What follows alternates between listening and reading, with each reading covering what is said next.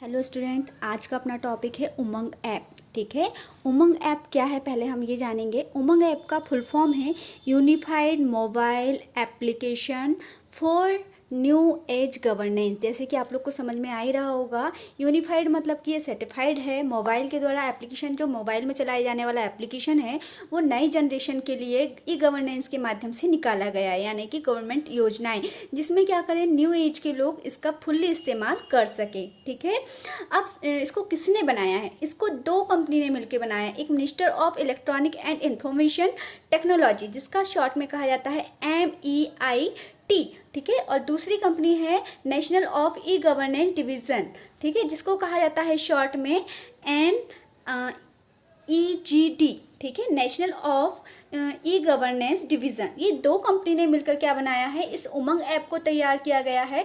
और इस उमंग ऐप को तैयार करने के बाद गवर्नमेंट के द्वारा इसको सर्टिफाइड किया गया है। ठीक है, सर्टिफाइड करने के लिए यहाँ स्वयं प्रधानमंत्री जी ने इस चीज़ को सर्टिफाइड किया गया है। और इस ऐप के माध्यम से 162 से भी ज़्यादा सर्विस दी जा रही है। ठीक है, 162 से भी ज़्यादा क्या की जा रही है, सर्विस दी जा रही है। और उमंग ऐप को मिनिस्टर ऑफ इलेक्ट्रॉनिक एंड जो इंफॉर्मेशन टेक्नोलॉजी ने बनाया है, साथ में कौन मिला हुआ है, national of e governance division मिला हुआ है। ठीक है, दोनों ने मिलकर बनाया हुआ है। इस ऐप के अंदर केंद्र सरकार और राज्य सरकार जैसी बहुत सी सर्विस मिलती है। ठीक है, इस ऐप में जो दी जा रही है वो राज्य सरकार और केंद्र सरकार दोनों की मिली हुई सर्विस आपको मिलती है। इसके साथ ही आपको सरकारी जो एजेंसियाँ हैं, है ना, उससे संबंधित और भी सेवाएं का आप लाभ उठा सकते हैं। ठीक है, और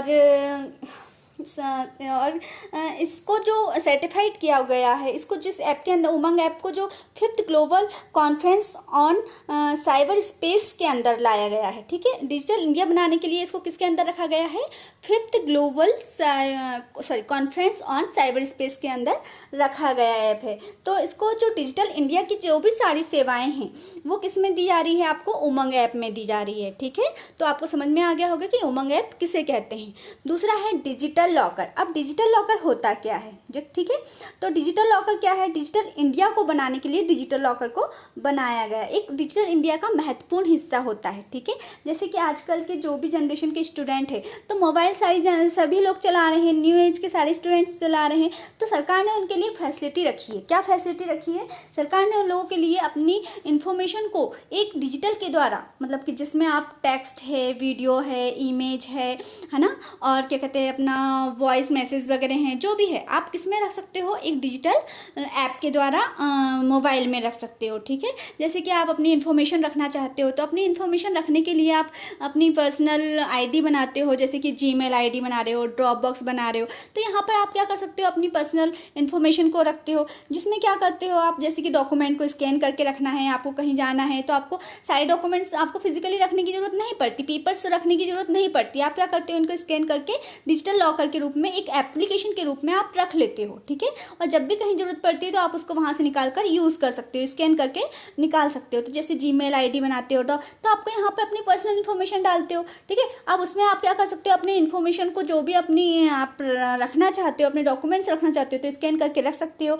जैसे कि आप क्या रखते हो, जैसे कि आपको रखना है एकेडमिक सर्टिफिकेट रखना है, ड्राइविंग लाइसेंस रखना है, पैन कार्ड है, वोटर कार्ड है ना, आपकी सर्टिफिकेट्स वगैरह हैं, जो भी चीज़ आप रखना चाहते हो, तो वो सारे डॉक्यूमेंट्स आप क्या कर सकते हो, स्कैन करके रख सकते हो। और जब जहाँ जरूरत पड़ती है तो अपने अकाउंट को लॉगिन करके क्या कर सकते हो, उस दस्तावेज को या उस डॉक्यूमेंट्स को निकाल सकते हो। ठीक है, तो ये क्या करता है, आपको लीक नहीं होने की, डिजिटल लॉकर जो है वो आपकी पर्सनल इन्फॉर्मेशन लीक नहीं होने की फैसिलिटी प्रोवाइड करता है। तो ये भी किसके द्वारा सर्टिफाइड किया गया है, सरकार द्वारा सर्टिफाइड किया गया है।